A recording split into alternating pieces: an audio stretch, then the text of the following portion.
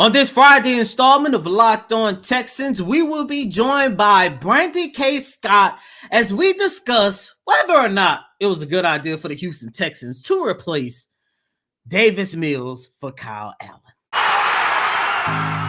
You are Locked On Texans, your daily Houston Texans podcast, part of the Locked On Podcast Network, your team every day.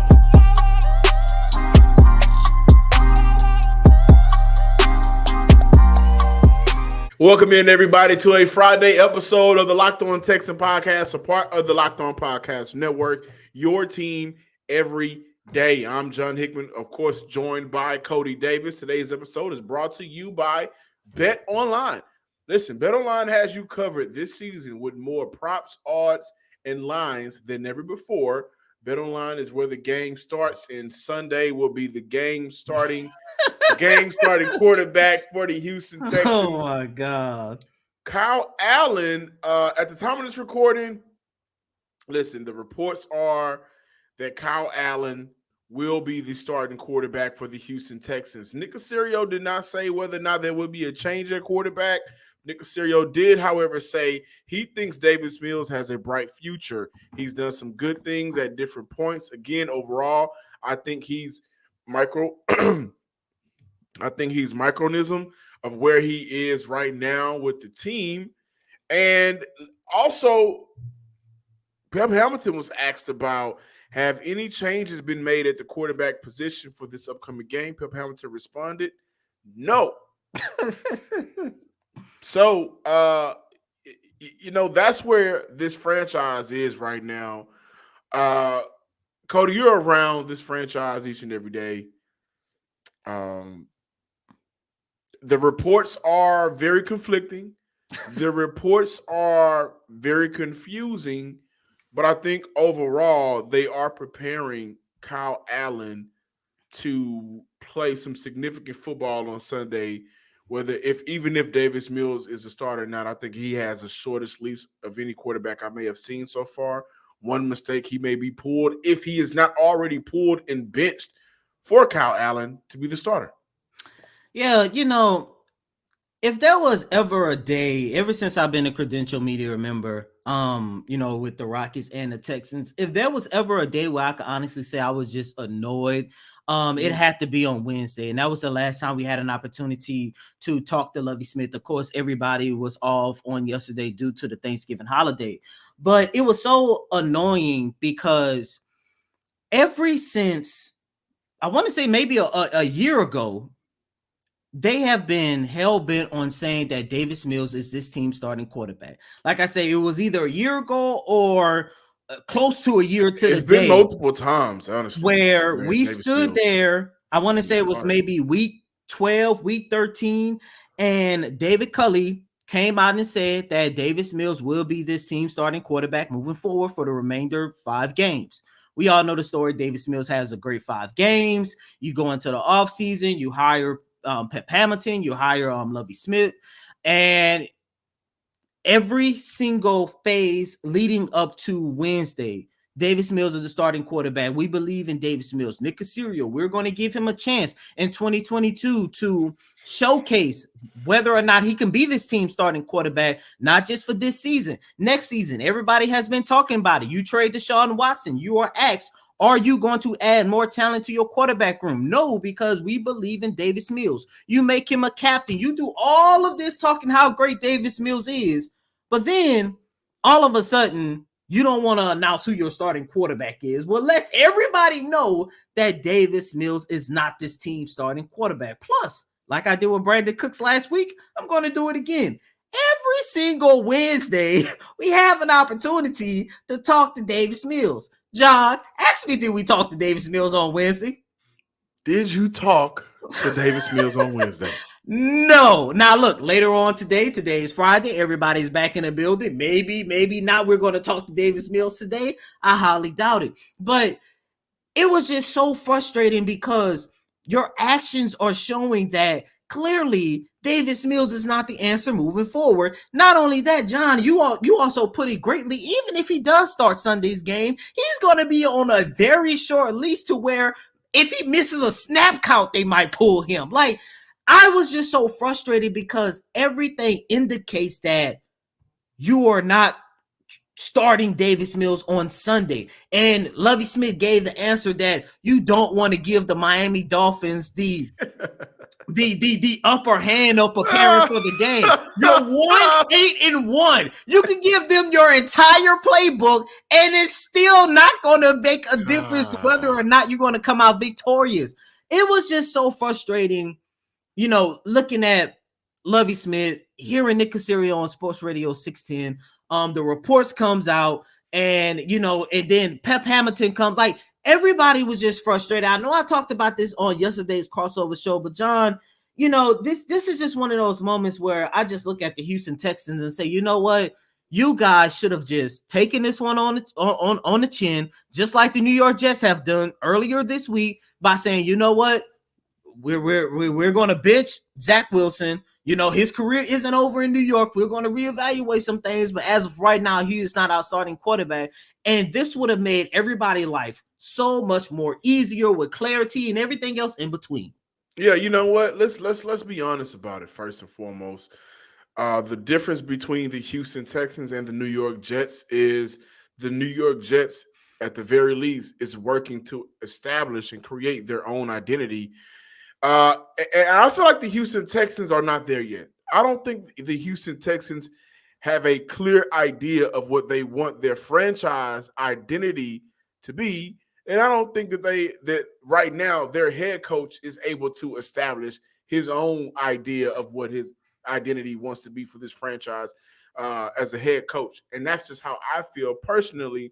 We'll look at Kyle Allen, 5-7 in his best year. That year threw for over 3,000 yards with 3,300, 17 touchdowns, 6 interceptions. Wasn't good, wasn't bad, was right in between. That was back in 2019 with the Carolina Panthers. Got an opportunity to get some time in that following year with the Washington Commanders at the time, the football team. 4 touchdowns and 1 interception that year with 610 yards in 4 starts. Won one of those games, lost 3 of those games. Listen, as of right now, it just seems to me that there is a power struggle.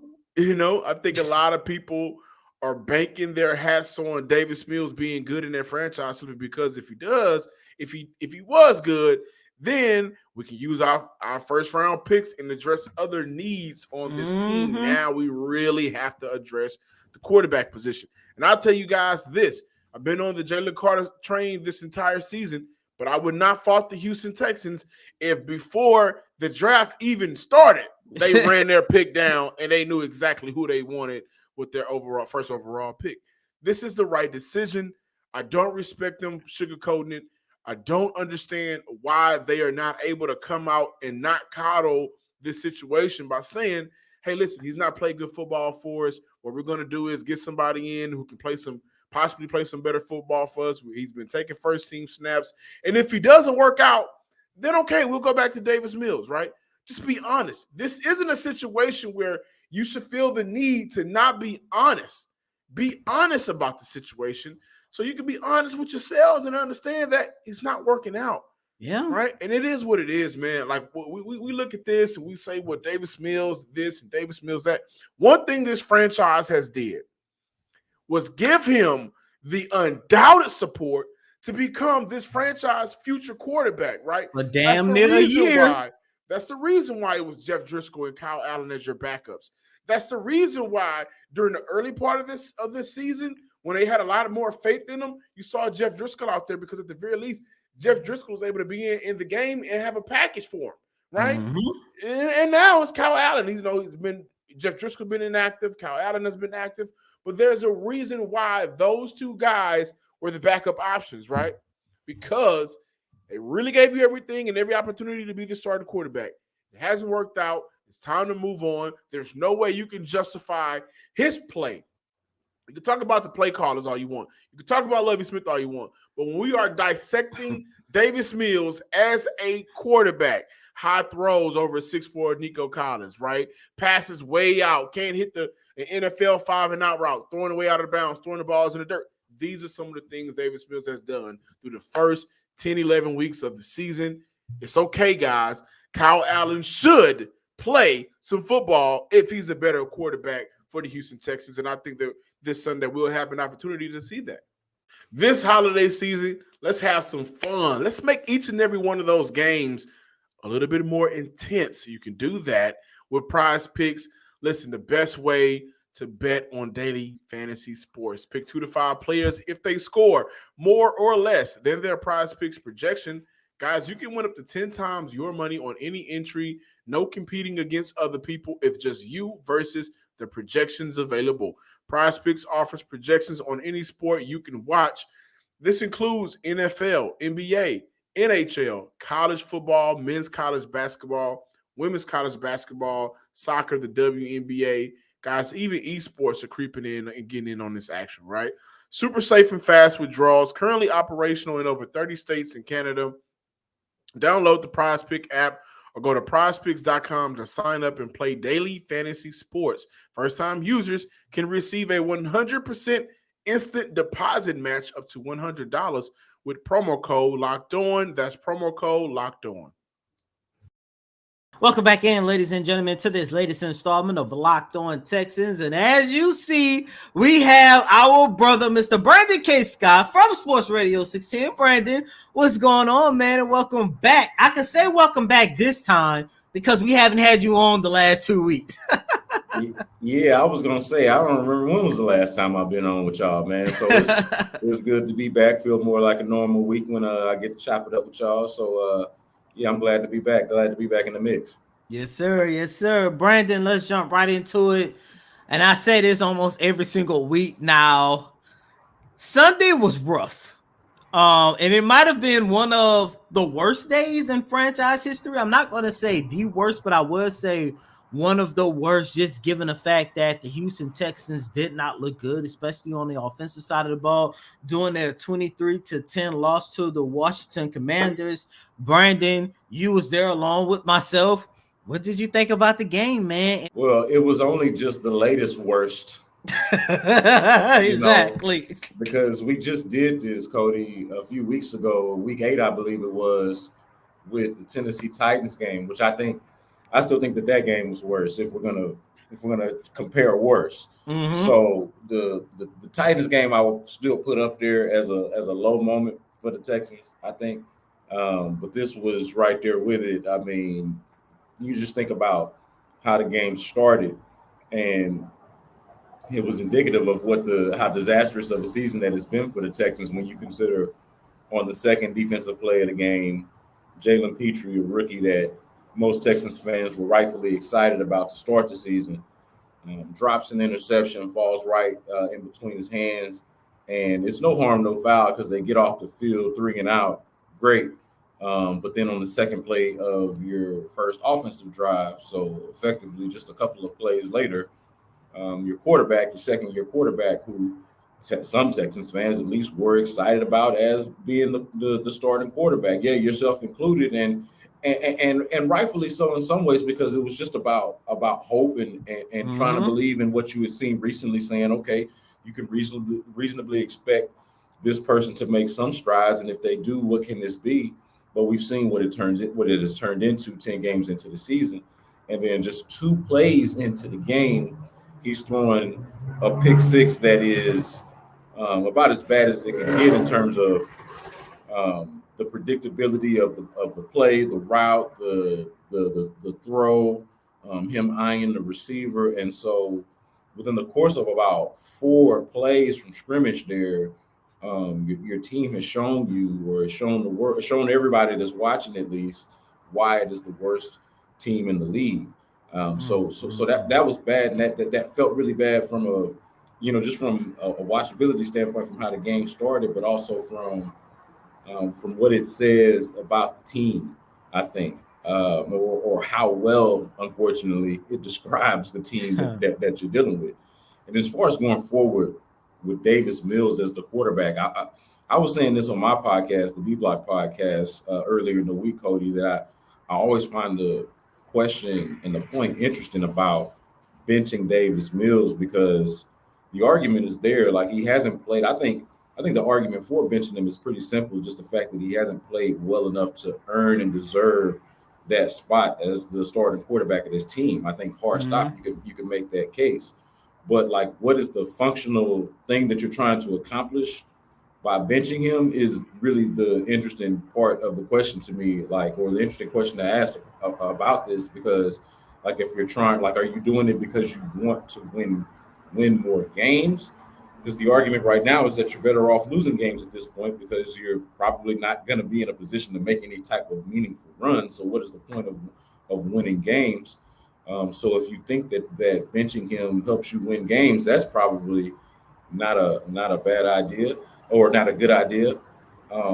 And if you think, if you think having them in there, uh, if you think having them in there helps you win, then you don't want to bench them. So it's like, okay, what is exactly your motivation for wanting to do it? I would say the most reasonable one that I've heard discussed is that the reason to bench him for, like, in terms of how it can help you as a team is so that you can better evaluate everything else that you got going on. Because that's a good way to look at it. I mean, it's really hard to evaluate the rest of your offense, your offensive coordinator, your play caller, and everything like that when you're handicapped by the quarterback. And that's not to make excuses for the shortcomings on the offensive line, the shortcomings with some of the receivers, and the shortcomings with the play caller, with Pep Hamilton as the offensive coordinator and the play caller. But I think you can get a better understanding for exactly what they are, how bad, how good, whatever it is, whatever the case might be, if you've got somebody in there that can execute what they're trying to do a little bit better. And so that would be the reason to bring in Kyle Allen, not because you want to win games per se, or because you think that he's so much better, but because you think at least somebody, maybe something just a little bit better, gives you a better understanding for what else is going on around you. So, I mean, this is an evaluation point for the team. It always has been for the entire year, but now we're really at that point. 10 games in, only one win, and again, the way you lost to the Commanders was just so embarrassing and so demoralizing that all you can really do and kind of hang your hat on is like trying to continue to develop. And like, the thing you want to turn around right now is the regression of the younger players, the players that you expect to be around past this year. You want to see better play from them, and so that's really what the whole point of the season is at this point. And Brandon, that's where I want to go next because, as you just mentioned, at one point, a lot of people were high on Jalen Petrie, and they should still be high on Jalen Petrie. But, the last couple of weeks, he's been going through his learning curve. My God, has Keon Green been going through, a learning curve? And, with Keon Green struggling, of course, that affected the Texans' ability to create gaps and stuff for Damian Pierce. He actually had his worst game of the season on Sunday. How do you feel about the Houston Texans rookies going through this learning curve as of right now? Me personally, I've been saying it all week, even said it last week. I like the fact that they are struggling now. That way they can learn from it and actually be better for the future. Yeah, I think it's fine for rookies to go through a learning curve. I think that's what should be expected. I'm not like super concerned.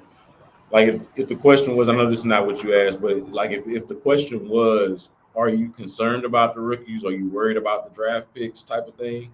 I would say no. Like, it's not a concern to that level. But I mean, like, we do have to call a spade and say what it is. Like, they haven't looked good recently. And I think the bigger concern when you talk about the rookies and the wall that they've hit, or the regression, or the learning curve, however you want to characterize it, is like, you have to flip it on the question of, okay, do you trust these coaches? Do you trust this coaching staff? Do you trust management? Like, do you trust anybody that outranks the rookies? Anybody who's in charge and making decisions? Do you trust them to be the ones to develop these rookies? And I think that's a real concern that I'm seeing a lot on Texas Twitter right now, is like this concern and this worry that whatever young talent that you do bring in, or that you do have in, that you're not going to properly develop it, that you're going to ruin it, and that you're going to waste time and waste talent. And so Do I have a major concern about the rookies? No, not in a vacuum, but I do have some concern about how they're being coached, how they will be coached in the future, because no one knows how long this coaching staff is going to be around. No one really necessarily feels good about them being around longer than like a minute. Like, you know what I mean? Like it's like no one feels like they're going to be around for a long time, but no one's like clamoring for them to be around for a long time. So it's like, okay, so who are you trusting the development of these young players in the hands of exactly?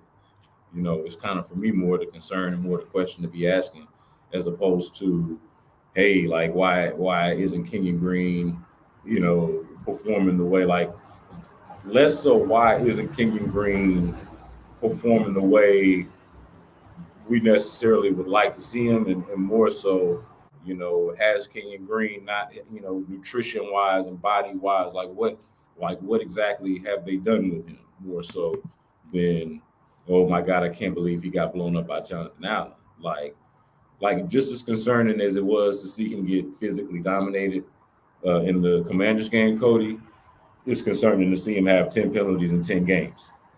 You know, it's concerning that he's the reason why a touchdown was negated against the Giants. You know, that the fact that he's not more disciplined is probably more concerning than the fact that, you know, he doesn't necessarily physically match up against the league's best at this point.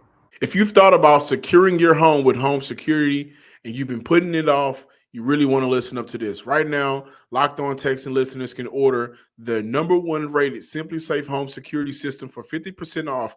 This is their biggest offer of the year. You don't want to miss it. One thing about SimplySafe security, they got 24/7 monitoring agents and the best tech support staff out there on the market. They also have Fast Protect technology exclusively from SimplySafe to capture critical evidence and verify if the threat is real so you can get priority police response. With the top-rated system and the top-rated SimplySafe app, stay in complete control of your system anytime, anywhere, arm or disarm, unlock for guests, access your cameras, or adjust system settings. Don't miss your chance to save big on the only security system I recommend. Get 50% off any new SimplySafe system at simplysafe.com/lockedon today. Their biggest discount of the year. You don't want to wait. That's simplysafe.com/lockedon NFL. That's simplysafe.com/lockedon NFL. There's no safe like SimplySafe. Welcome back in, ladies and gentlemen, to this latest installment of Locked On Texans. Please be sure to check out Brandon K. Scott on Sports Radio 610. Brandon, before we close out the last segment, you talked about, you know, how concerning it might be, you know, with the rookies being around this coaching staff, which brings me to a next topic I want to talk to you about.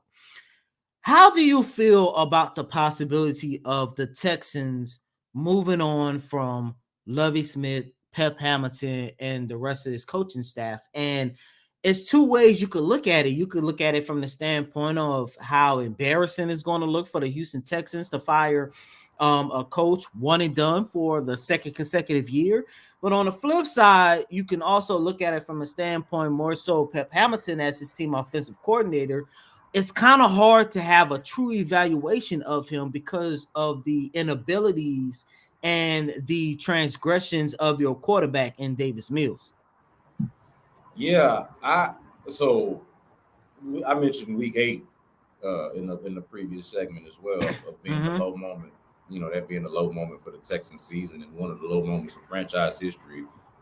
And I feel like you and I might have even talked at that game about how bad it was. Oh yeah, that's when you told me stop wearing my tie and vest. She was like, stop wasting your good clothes on this team. Yes, and I stand by that statement.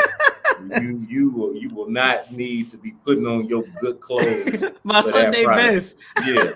And you know, Cody, I'm not somebody that's got to get real dressed up to go watch sports anyway. Mm-hmm. But if you're gonna put on your good threads, at the very least the quality of the product and the entertainment value needs to meet such effort put in by yourself. Exactly. But to your question about the coaching staff, I'm gonna say I personally, this is just a personal point on my end here. Mm-hmm. I personally feel bad that I spent, the first several weeks of this season, and in parts a good bit of the off season, defending this coaching staff and trying to have some faith in this coaching staff, at least as one that could get them through to the next phase of this rebuild. I thought, a couple of years in, they could get the team, get everybody on their feet. Pep Hamilton as an offensive coordinator with Davis Mills, maybe that could be, at least something different and something better than what we had seen, the previous year under Tim Kelly. And then lo and behold, like if you had asked me at the beginning of the year, would you have thought Tim Kelly was a better play caller than Pep Hamilton, and that even be a discussion? I would have laughed at you. But Exactly. but now you can have a debate, and I would venture to say that a lot of people that will side with Tim Kelly, some of them might win the debate. So it's like, oh man, this is such a huge. I say all that to say, Cody, long-winded way of saying this is such a huge disappointment by this coaching staff that you expected to at the very least be better than the one that it replaced. I was saying to you before we started the show that both years, these last couple of years have been confusing, but for different reasons, like from different standpoints. So like last year, you were like, man, how did they even come up with this coaching staff? What is this? Like David Culley is the head coach, Tim Kelly is the offensive coordinator, and Lovie Smith is the defensive coordinator. What kind of combination is that even really? Like, what is that? And so, as confusing as it was, it turned out to be horrible. And they got rid of it, and we were like, great, okay. And then they just promote Lovie Smith eventually. And we all know how things shook out with the coaching search and everything. But you figured, okay, well, at least Lovie Smith is an actual NFL head coach, has done it before, and Pep Hamilton has been an offensive coordinator before, and and maybe just maybe that makes a little bit more sense, and so the surprising part about this of last year was, okay, what is this? The surprising part about this year is, how is this not better than last year? So it's just been two back-to-back confusing experiences. I mentioned week 8 earlier, and the reason why is because the thing that I said, my takeaway from that game was, and it holds true, there's no reason for it to have changed since then, is that they could get rid of everybody except the rookies and Nico Collins. I might have even told you guys this, but everybody except the rookies and Nico Collins, I don't really necessarily have to see again. Like not even John Grenard. No, I mean, not necessarily. That's what I'm saying. Like, I like John Grenard, I like Steven Nelson, I like Jerry Hughes, I like OJ Howard. Like, I like some of the veterans, but they're not. You know what I mean? Like, you can find another one of any of those guys. You know what I mean? So it's like, it's nothing against those guys. There's just the fact that they're veterans. Like, I just mentioned Nico Collins because he turns out to be the only guy from the second year class that I feel like is, somebody that can be distinct. Like, I like Garrett Wallow, but like, if you told me you got rid of Garrett Wallow, I wouldn't cry about it. You know what I mean? As much as I like him, and same with Roy Lopez, like the same kind of thing. So it's like, okay, give me the rookies, give me Nico Collins and Cody. Honestly, everybody that's involved with this operation, from players to coaches to management. You man say management.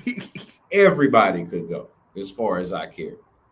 That's and that's kind of how I feel about it. So as much as I think it would look awful to be back-to-back one and done, you are awful right now. So you're gonna look like what you are. You look like a bad football team, like a bad organization, and that's just what they've been these last couple of years, these last few years.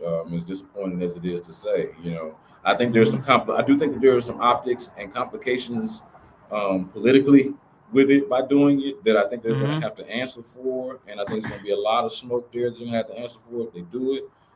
Even though you can always justify firing a coach that only wins one game in a season, but back-to-back, one and done, black coaches, the conversation and narrative going on with that, like all of that, together, I think it's something that they're going to have to deal with and answer for And it's their own damn fault for not being able to have found a coach 2 years ago. Like they should have done a better job looking for their coach for the 2021 season, and therefore you're not in back-to-back years of hiring a coach that you don't really believe in, which is what they did. That's what they did here. As much more respect as Lovie Smith has and equity that he has built up as a head coach before David Culley, neither one of those guys was ever going to really be your head coach. Yeah, that's true. And so it's like, why did you do it? Why did you do any of it? And that looks bad. That is going to look bad at the end of the year. Brandon, last question before getting out of here. On Sunday, the Houston Texans will be taking on the Miami Dolphins, who are 7-3. They are on a trajectory of winning their first division title. I think since 2008 or two. No, I can't remember. They're on a trajectory of win a division title. It's been a very, very long time since they've done so. And Tua is an MVP candidate as of right now. Me and John talked about this early on in the week. I want to get your opinions on it, especially now, given the way how things played out with Davis Mills. To refresh your memory, this time last year, trade deadline, everybody thought Deshaun Watson was going to Miami. You was told this, I was told this. The Houston Texans were not fond on Tua, and if the Dolphins was going to, acquire Deshaun, it was going to have to move Tua. But given how things have played out with Tua as of right now, do you think the Houston Texans regret not taking a chance on Tua? Yeah, I don't know.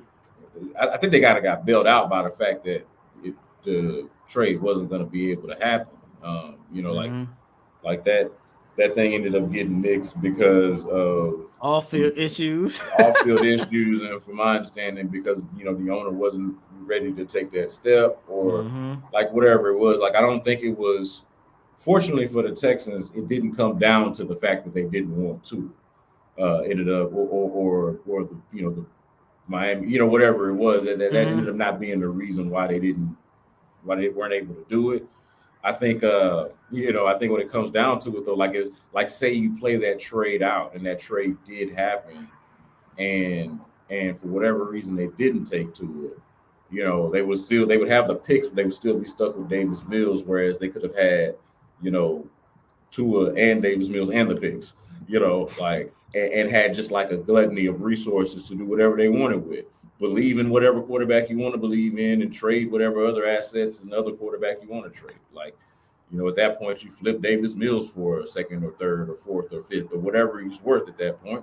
Whatever he shows you, and you go with Tua. So like that would have been great. I wasn't, to be transparent, and this about me, Cody. I wasn't someone who believed in Tua. Mostly because I thought it seemed to me that the hip injury was going to impact him. That's what I thought. I thought he was going to be a diminished version of himself. Like I liked Tua in college, but I thought that the injury was just going to make him, when you factor the injury in with his size limitations already, I just thought that was going to be too much for him to overcome, and I was just wrong about that. He looks just fine physically, and he looks incredible. So yeah. If you're asking me, would I mind if the Texans had traded Deshaun Watson to Miami and gotten back Tua? Would I prefer they had gotten back Tua and whatever picks they could have gotten from Miami? I would have loved that, because also, you could have relied on Miami to not be as good, because they wouldn't have Tua and Deshaun would still be suspended. And, or maybe, like, who knows how that shakes out. Yeah, it was a mistake. Long-winded way of saying, it would have been a mistake to have passed on Tua if they had an opportunity to get him. And to Tua's credit, man, like I said, he's looked incredible. I think it does help. Okay, I think it does help to have guys that can get 30 yards downfield before you're even almost ready to throw the ball. Jalen Waddle and Tyreek Hill have to be like a quarterback's dream, especially one who's as pinpoint accurate as Tua. Like, all you got to do is be accurate, and that's your deal. That's your bag. That's your thing. Is just delivering the ball on target. and then the guy who catches it does the rest. Because he's faster than everybody else on the field. Yeah, man, like that's just a dream scenario. Credit to Mike McDaniel, the job that he's doing there as a coach. Dolphins, like, and look at that, man. Look at the Dolphins as a team that only just a year ago. I get that they got Tua. So if you want to date it back to a couple of years ago when they drafted Tua and say that's when everything started, yeah. But even last year with Tua, it was like, hey, what's going on with this organization? What direction they're going in? They fired Brian Flores. They're underachieving. Questions about Tua. Is he the guy? The offensive line is in shambles.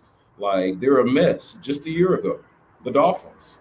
And lo and behold, Tua gets it together. Now, again, they already had the guy. Tua just had to get healthy and get things together.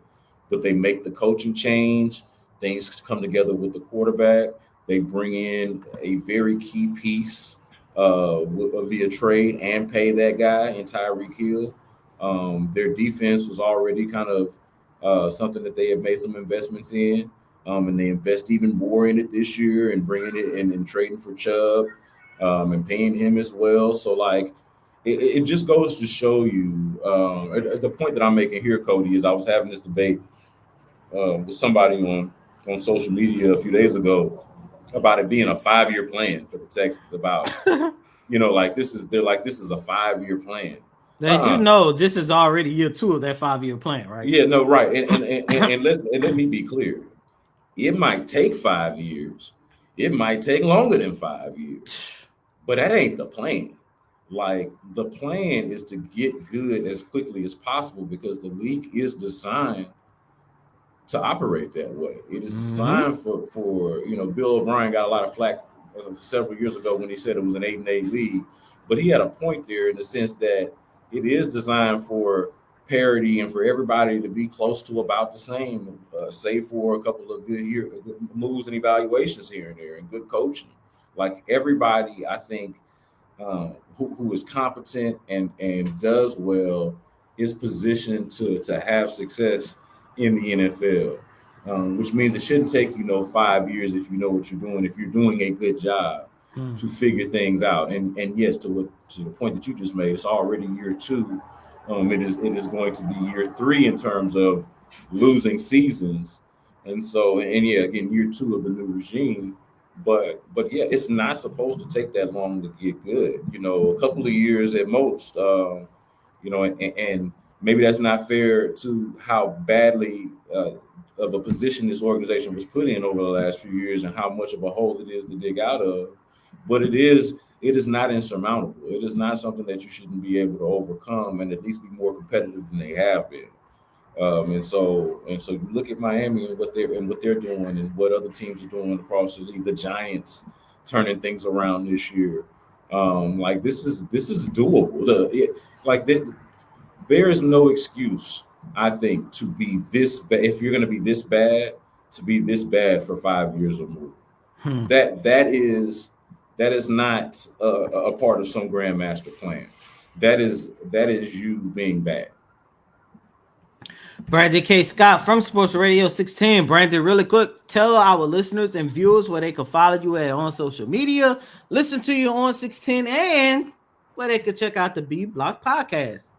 Yeah, man, at Brandon K. Scott on Twitter, man. If y'all follow me there, you'll find out whenever I'm hosting on Sports Radio 610. I'm filling in here and there whenever I get an opportunity. So make sure that you're following there. And we're doing a bunch of digital stuff on there as well. So in terms of podcasting and stories on sportsradio610.com. So at Brandon K. Scott, at Sports Radio 610 on Twitter are the places to be to follow that. And then, of course, the B Block podcast. I do that every week. You can get that wherever you get your podcasts, Spotify, Apple, at Brandon K. Scott. So, yeah, check me out. And as always, I'm your host, Cody M. Davis. Please remember to follow me on Twitter at CodyDavis_24. Once again, that's Cody, COTYDAVIS_24. And be sure to follow my co-host, John Sports Guy Hickman at John Hickman_12 on Twitter. And be sure to follow Locked On Texans on all your favorite podcast streaming services and subscribe on YouTube. Until next time, ladies and gentlemen, peace.